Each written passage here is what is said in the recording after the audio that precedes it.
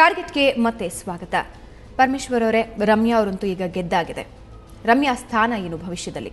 ಈಗ ಅವರು ಸಂಸದರಾಗಿದ್ದಾರೆ, ಕಿರಿಯ ಸಂಸದರು. ಇನ್ನು 10 ತಿಂಗಳು 2014 ಚುನಾವಣೆವರೆಗೂ ಕೂಡ ಸಂಸದರಾಗಿರ್ತಾರೆ. ಮತ್ತು ಕೂಡ ನಮ್ಮ ವರಿಷ್ಠರು ತೀರ್ಮಾನ ಮಾಡಿದರೆ ಅವರನ್ನೇ ನಾವು 2014ಕ್ಕೆ ಮಂಡ್ಯದಲ್ಲಿ ಮತ್ತೆ ಕಣಕ್ಕಿಳಿಸ್ತೇವೆ, ಮತ್ತೆ ಸಂಸದರಾಗ್ತಾರೆ. ನನಗೆ ವಿಶ್ವಾಸ ಇದೆ ಮತ್ತು ಗೆದ್ದಿತಕ್ಕಂಥ ಅವಕಾಶ ಇದ್ದಾವೆ. ನಿಮ್ಮ ರಾಜ್ಯದಲ್ಲಿ ಏನು ಸ್ಥಾನ ಇರುತ್ತೆ ಅವ್ರದ್ದು? ಇಲ್ಲ, ಸಂಸದರಿಗೆ ಸಂಸದರ ಸ್ಥಾನ ಇದೆ. ಸಾಮಾನ್ಯವಾಗಿ ಏನಾಗ್ತಾ ಇದೆ ಕಾಂಗ್ರೆಸ್ನಲ್ಲಿ ಅಂದ್ರೆ, ಎಲೆಕ್ಷನ್ ಟೈಮಲ್ಲಿ ಮಹಿಳೆಯರನ್ನ ಬಳಸ್ಕೊಳ್ತಾರೆ, ದಾಳವಾಗಿ ಗೆಲ್ಲಿಸ್ಕೊಳ್ತಾರೆ, ಅದಾದ ಮೇಲೆ ಮೂಲೆ ಗುಂಪು ಮಾಡಿಬಿಡ್ತಾರೆ. ಹಾಗಾದ್ರೆ ರಮ್ಯಾ ಸ್ಥಾನ ಏನು ಪಕ್ಷದಲ್ಲಿ? ಇಲ್ಲ, ಪಕ್ಷದಲ್ಲಿ ಅವರನ್ನು ಪಕ್ಷದಲ್ಲಿ ಇವತ್ತಿನ ಪರಿಸ್ಥಿತಿಯಲ್ಲಿ ಯಾವುದೇ ಹುದ್ದೆ ಪಕ್ಷದಲ್ಲಿ ಕೊಡೋದಕ್ಕೆ ಹೋಗೋದಿಲ್ಲ ನಾವು. ಯಾಕೆಂದರೆ ಸಂಸದರ ಸ್ಥಾನ ಏನಿದೆ, ನಾವೊಂದು ರಾಹುಲ್ ಗಾಂಧಿಯವರ ಸೂಚನೆ ಮೇಲೆ ಒಂದು ನಿರ್ಧಾರಕ್ಕೆ ಬಂದಿದೆ.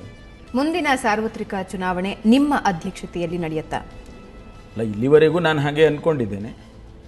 ಈಗ ನೀವೇ ಹೇಳಿದಾಗೆ ನನ್ನನ್ನು DCM ಮಾಡಿಬಿಟ್ಟು ಆನಂತರ ಬೇರೆ ಜವಾಬ್ದಾರಿ ಬೇರೆಯವರಿಗೆ ಕೊಡೋದಿದ್ರೆ ಅದು ಅವರಿಗೆ ಪಕ್ಷದ ವರಿಷ್ಠರಿಗೆ ಬಿಟ್ಟಂತ ತೀರ್ಮಾನ. ಅದೇ ಲೋಕಸಭಾ ಚುನಾವಣೆ ಹೊತ್ತಿಗೆ ಖರ್ಗೆ ಅವರು ರಾಜ್ಯಕ್ಕೆ ಆಗಮಿಸ್ತಾರೆ ಅನ್ನೋ ಮಾತುಗಳು ಕೂಡ ಕೇಳಿ ಬರ್ತಾ ಇದೆ. ಅಲ್ಲ, ಅವರು ಹೇಳಿದ್ದಾರೆ ನನಗೆ, ಹೈಕಮಾಂಡ್ನವರು ಒಂದು ವೇಳೆ ರಾಜ್ಯಕ್ಕೆ ಹೋಗಬೇಕು ಅಂತ ಹೇಳಿ ಏನಾದರೂ ಸೂಚನೆ ಕೊಟ್ಟರೆ ನಾನು ರಾಜ್ಯಕ್ಕೆ ಹೋಗೋಕ್ಕೆ ತಯಾರಿದ್ದೀನಿ ಅಂತಕ್ಕಂಥ ಮಾತನ್ನು ಹೇಳಿದ್ದಾರೆ. ರಾಜ್ಯಕ್ಕೆ ಹೋಗೋದು ಅಂದರೆ ಏನರ್ಥ? ಯಾವುದಾದ್ರೂ ಒಂದು ಜವಾಬ್ದಾರಿಯನ್ನು ಕೊಟ್ಟು ಕಳಿಸ್ಬೇಕಾಗ್ತದೆ. ಹಾಗಾಗಿ ಅವರು ಏನು ತೀರ್ಮಾನ ಮಾಡ್ತಾರೆ ವರಿಷ್ಠರು, ಅದು ಈ ಸಂದರ್ಭದಲ್ಲಿ ನಾನು ಹೇಳೋದಕ್ಕೆ ಸಾಧ್ಯ ಇಲ್ಲ. ಅವರಿಗೆ ಏನೆಲ್ಲ ಜವಾಬ್ದಾರಿ ಕೊಟ್ಟರು ಕೂಡ ಅದನ್ನು ಮಾಡ್ತಕ್ಕಂಥ ಅರ್ಹತೆ ಅವರಿಗಿದೆ. ಹಾಗಾಗಿ ಪರಮೇಶ್ವರ್ ತರಾತುರಿಯಲ್ಲಿ DCM ಆಗೋದಕ್ಕೆ ಹೋಗ್ತಾ ಇದ್ದಾರೆ. ನಾನು ಎಲ್ಲೂ ಹೋಗಲಿಲ್ಲಲ್ಲ, ನಾನು ಯಾರಿಗೂ ಹೋಗಿ ಕೇಳಲೇ ಇಲ್ಲ ನನಗೆ DCM ಮಾಡಿ ಅಂತೇಳಿ. ಜನರ ಅಪೇಕ್ಷೆ ಅನೇಕ ಜನ ಬಯಸ್ತಾ ಇದ್ದಾರೆ, ನೀವು ಸರ್ಕಾರದ ಒಳಗಡೆ ಇರಬೇಕು ಅಂಥೇಳಿ ಹೇಳ್ತಿದ್ದಾರೆ. ನಾನು ಮುಖ್ಯಮಂತ್ರಿಗಳ ಹತ್ರ ಆಗಲಿ ಅಥವಾ ನಮ್ಮ ಹೈಕಮಾಂಡ್ನವ್ರ ಜೊತೆ ಆಗಲಿ ನಾನೆಲ್ಲೂ ಕೂಡ ಹೋಗಿ ನನಗೆ DCM ಮಾಡಿ ನಾನು ತಕ್ಷಣ ಸರ್ಕಾರದ ಒಳಗಡೆ ಸೇರಬೇಕು ನಾನು ಅಂಥೇಳಿ ಎಲ್ಲೂ ನಾನೇನು ಯಾರನ್ನು ಚರ್ಚೆ ಮಾಡಲಿಲ್ಲ, ಯಾರ ಜೊತೆಯಲ್ಲೂ ಕೂಡ. ಸಿದ್ದರಾಮಯ್ಯ ಅವರ ಸರ್ಕಾರ ಸೆಂಚುರಿ ಬಾರಿಸಿದೆ, 100 ಡೇಸ್ನ ಪೂರ್ತಿ ಮಾಡಿದೆ. ನಿಮ್ಮ ಅಸೆಸ್ಮೆಂಟ್ ಏನು? ನಾವು ಒಂದು ಗೋಲ್ ಸೆಟ್ ಮಾಡ್ತೀವಿ ಯಾವಾಗೂ ಕೂಡ. ಯಾವುದೇ ಒಂದು ಕೆಲಸ ಮಾಡುವಾಗ ನಾವು ಒಂದು ಗೋಲ್ ಸೆಟ್ ಮಾಡ್ತೀವಿ. ಹೊಸ ಸರ್ಕಾರ ಬಂದಾಗ ನಾವು ಒಂದು ಗೋಲ್ ಸೆಟ್ ಮಾಡಿದ್ವಿ, ಮುಖ್ಯಮಂತ್ರಿಗಳು ಒಂದು ಗೋಲ್ ಸೆಟ್ ಮಾಡಿದರು.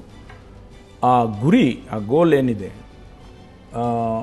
ಬಹಳ ಈ ರಾಜ್ಯದ ಜನತೆಗೆ ನಾವು ಕೊಟ್ಟಂಥ ಮಾತುಗಳನ್ನು ನಾವು ಎಲ್ಲ ರೀತಿಯಲ್ಲೂ ಕೂಡ ಕಾರ್ಯಗತ ಮಾಡೋದಕ್ಕೆ ಆ ಗುರಿಯನ್ನು ಅವರು ನಿರ್ಧಾರ ಮಾಡಿದ್ದಾರೆ. 100 ದಿವಸದಲ್ಲಿ ಒಂದು ಸ್ವಲ್ಪ ಅವರು ಮುಂದಕ್ಕೆ ಬಂದಿದ್ದಾರೆ ಆ ದಾರಿಯಲ್ಲಿ. ಪಕ್ಷದ ಕಾರ್ಯಕ್ರಮ ಅಂತ ಅನ್ನಿಸ್ಕೊಳ್ತಿಲ್ಲ, ಸರ್ಕಾರದ ಕಾರ್ಯಕ್ರಮ ಅನ್ನಿಸ್ಕೊಳ್ತಿಲ್ಲ, ಸಿದ್ದರಾಮಯ್ಯ ಅವರ ಕಾರ್ಯಕ್ರಮ ಅಂತ ಮಾತ್ರ ಬಿಂಬಿತವಾಗ್ತಾ ಇದೆ ಈ ಕಾರ್ಯಕ್ರಮಗಳು ಅಂತ ಅನ್ನಿಸ್ತಿಲ್ವಾ? ಇಲ್ಲ, ಸ್ವಾಭಾವಿಕವಾಗಿ ಅವರ ಲೀಡರ್ಶಿಪ್. ಮುಖ್ಯಮಂತ್ರಿ ಅವರಿರುವಾಗ ಮುಖ್ಯಮಂತ್ರಿ ಇಲ್ಲದೆ ಇನ್ನೊಬ್ಬರಿಗೆ ಯಾರಿಗೂ ಲೀಡರ್ಶಿಪ್ ಹೇಳೋದಿಲ್ಲ ನಾವು. ಸಿದ್ದರಾಮಯ್ಯನವ್ರ ಸರ್ಕಾರನೇ ಅಂತ ಹೇಳ್ತಾರೆ. ಈಗ ಕಾಂಗ್ರೆಸ್ ಪಕ್ಷದ ಸರ್ಕಾರ ಅಂತ ನಾವು ಕಾಂಗ್ರೆಸ್ನವ್ರು ಹೇಳ್ತೀವಿ, ಬೇರೆಯವರಾದರೆ ಸಿದ್ದರಾಮಯ್ಯನವ್ರ ಸರ್ಕಾರ ಅಂತ ಹೇಳ್ತಾರೆ.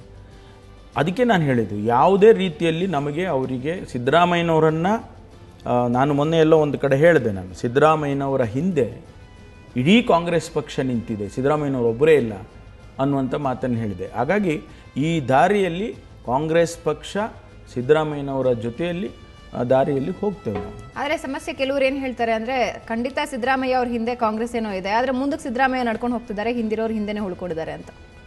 ಇಲ್ಲ, ಬೇರೆಯವರು ಬೇರೆ ರೀತಿಯಲ್ಲಿ ವ್ಯಾಖ್ಯಾನ ಮಾಡೋದು ಸಹಜ. ಅದು ಅವರ ದೃಷ್ಟಿಕೋನದಲ್ಲಿ ಅವರು ವ್ಯಾಖ್ಯಾನ ಮಾಡ್ತಾರೆ. ಓಕೆ, ಡೆಲ್ಲಿ ಕಡೆ ಪ್ರಯಾಣ ಬೆಳೆಸಿದ್ದೀರಾ, ಶುಭ ಸುದ್ದಿ ಏನಾದರೂ ಕಾಯ್ತಾ ಇದೆಯಾ ದೆಹಲಿಯಲ್ಲಿ ನಿಮಗೆ? ಇಲ್ಲ, ಡೆಲ್ಲಿಗೆ ಹೋಗ್ತಾ ಇರೋದು, ನಮಗೆ ಹೊಸ ಸಂಸದರಿದ್ದಾರೆ, 2 ಯುವಕರು. ಅವರನ್ನು ಹೊಸದಾಗಿ ಮೊದಲನೇ ಬಾರಿಗೆ ಸಂಸತ್ತಿಗೆ ಕರ್ಕೊಂಡು ಹೋಗ್ತಾ ಇದ್ದೀವಿ. ಅವರು ನಾಳೆ ಪ್ರಮಾಣ ಸ್ವೀಕಾರ ಮಾಡಬೇಕು. ಹಾಗಾಗಿ ಅವರನ್ನು ಅಲ್ಲಿ ಪ್ರಮಾಣ ವಚನ ಕೊಡಿಸಿ ಸಂಸದರು, ಅಧಿಕೃತವಾಗಿ ಸಂಸದರು ಅಂತ ಹೇಳಿ ನಮ್ಮ ಜವಾಬ್ದಾರಿಯನ್ನು ಬಿಟ್ಟು ಬರ್ತೇವೆ. ಅಷ್ಟು ಬಿಟ್ಟರೆ ಬೇರೆ ಯಾವುದೇ ಕಾರ್ಯಕ್ರಮ ಇಲ್ಲ.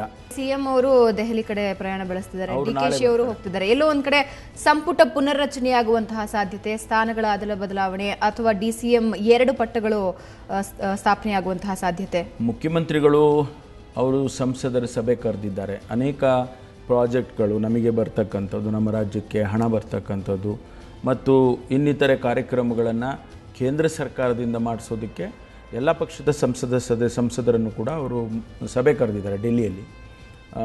ಅದರ ಜೊತೆಗೆ ನಾವು ಸಂಸದರನ್ನು ಈ ಹೊಸಬರನ್ನು ಕರ್ಕೊಂಡೋಗಿ ಪರಿಚಯ ಮಾಡ್ತಕ್ಕಂಥದ್ದು. ಅದರಲ್ಲಿ ಡಿ ಕೆ ಶಿವಕುಮಾರ್ ಅವರು ಬರ್ತಿದ್ದಾರೆ ಮತ್ತು ಇನ್ನೂ ಅನೇಕ ಜನ ಸ್ಥಾನಗಳ ಕುರಿತು ಮಾತುಕತೆ ಆಗೋ ಸಾಧ್ಯತೆ ಏನಾದರೂ ಇದೆಯಾ? ಅದು ನನಗೆ ತಿಳಿದ ಹಾಗೆ ಅಂಥದ್ದೇನೂ ಬೆಳವಣಿಗೆ ಇಲ್ಲ. ಧನ್ಯವಾದ ಪರಮೇಶ್ವರ್ ನಮ್ಮ ಜೊತೆ ಮಾತಾಡಿದ್ದಕ್ಕೆ. Thank you. ವೀಕ್ಷಕರೇ, ಇದು ಈ ವಾರದ ಟಾರ್ಗೆಟ್. ಮುಂದಿನ ವಾರ ಮತ್ತೊಬ್ಬ ವಿಶೇಷ ಅತಿಥಿಯೊಂದಿಗೆ ಮತ್ತೆ ಭೇಟಿಯಾಗ್ತೀನಿ. ನೇರ, ದಿಟ್ಟ, ನಿರಂತರ ಸುದ್ದಿಗಾಗಿ ನೋಡ್ತಾ ಇರಿ ಸುವರ್ಣ ನ್ಯೂಸ್.